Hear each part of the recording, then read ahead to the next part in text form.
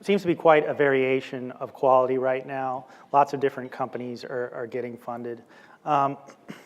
Maybe either from the advertiser or the publisher perspective, how do you judge quality? Because ultimately it speaks to your brand. To me, a quality company we work with or a quality partner? Both.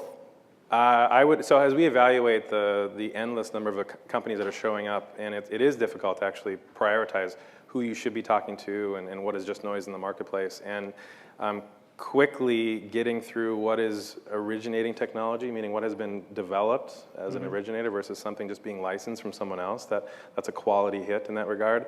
There's a huge trust element in this industry and almost, I think, a pretty serious lack thereof in terms of what can you trust in the partner that you're working with. And then you've got to have that we're still an industry of people. No matter how much RTB or how much technology we end up with, the people in this room are sort of making this industry go.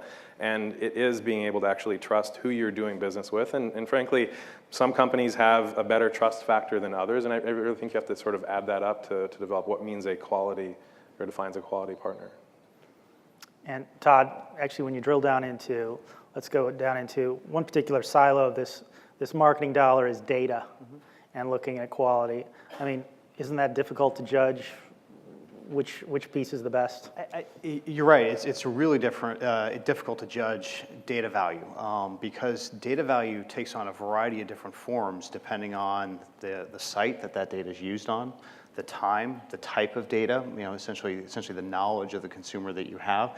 And I think in general, quality is I think really overused. I think, because what you're really trying to get down to are what are the fundamental value creators in the marketplace. And absolutely, the experience that the consumer is in when they're consuming a particular advertisement or a piece of content is going to be a driver of their engagement. If they came in real quickly to check their mail and bounced out because they didn't have, they didn't have any time, they just needed to check whether or not their soccer game was going to happen because it was raining, that's probably not a great opportunity to show them an ad because they're bouncing in and out and you're not going to get much result from that because they're rushed. If they're sitting there consuming maybe a great news article, right, about the upcoming elections and they're in a browse mode and they're on a high quality site like CNN Money, et cetera, then they have the opportunity, right, to engage. And now if you start layering on top of that the fact that they're looking at this political article and the fact that they're interested in a car because you know that data from prior activity, now you've got a pretty interesting opportunity to show that person an ad. And that value is much higher than maybe that ad shown in another environment. So I think quality is overused a lot just to focus on content. It applies to data equally, but more importantly, it applies to the consumer, the time at which that consumer, the frame of mind that they're in, the creative that they're shown, it all works together. That's what defines quality. And when you get results, right, somebody engages with your ad, somebody schedules a test drive, somebody takes an action, right. That's what defines quality. That's what people are willing to pay for, and that's how it should be judged. Great.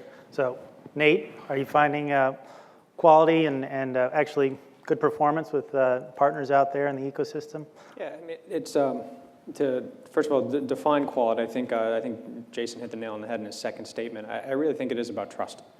It's you have to know the ecosystem. You have to know the people in the ecosystem. You have to have relationships with them because it's moving very fast, and you hear different things from different people all the time. And so ultimately, in the end of the day, it's I think that's the number one thing that we're looking for in our partners is trust. I know we're finding that. Yeah, we're finding that. Yeah. But we're not working with everybody. Same thing. It was like we've selected a few very steady partners that we implicitly trust, and we're working with them.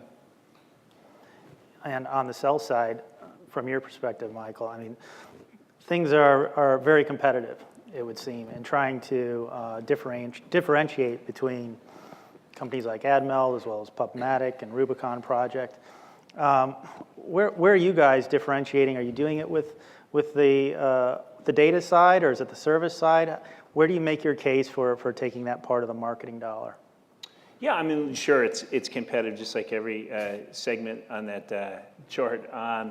But I think that, maybe to the point earlier about the kind of dust settling and, when folks go to market early stage, seems like it's a undefinable value proposition if everyone says, I'm just going to make you more money, right? And then over time, you start to innovate, you bring more services on, and you start to make people more money, and you can separate yourself from the pack. And so I think you're starting to see that occur.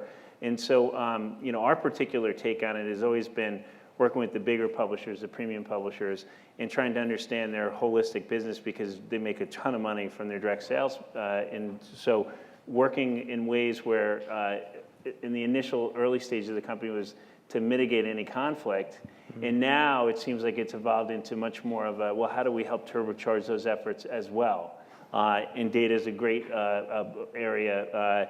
I think that one of the solutions that we provide and others in the industry is that as a platform play, we can make certain things easier, and that in and of itself brings a lot of value. So if you have a very difficult time integrating 6 or 7 or 8 different data folks, but you'd like to use them all because you'd like to sample them, I think platforms play a huge role in helping folks be able to plug in very easily, having people on the sell side, buy side, data side all plug in so that it provides that ease of implementation. And you can test someone on a Tuesday, test someone on a Wednesday, but you're not talking about a 9-month integration queue where you can't possibly risk that kind of sampling. And so we're very, very excited about combining real time with data for the advantage of our sellers, the publishers. It's really created a next level in terms of yield optimization. Great.